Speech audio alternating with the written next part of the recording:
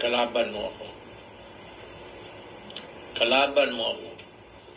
At marami akong alam. Wala yung rule. Wala yung rule.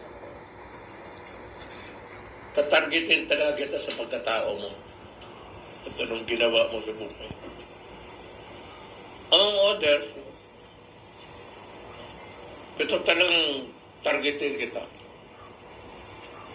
And it would not be pleasant. Kindly do justice. Tama yung sinasabi. Mabigat ito, Mr. President. Due process of law. The right to confront kung magkamali ka man witnesses against you. Ulitin ko, sabi niya,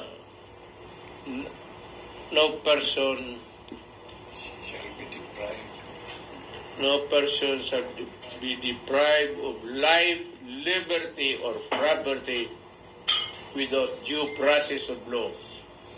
Nor shall any person be denied the equal protection of law of the Constitution. With that, sana, ewan ko. At ito naman si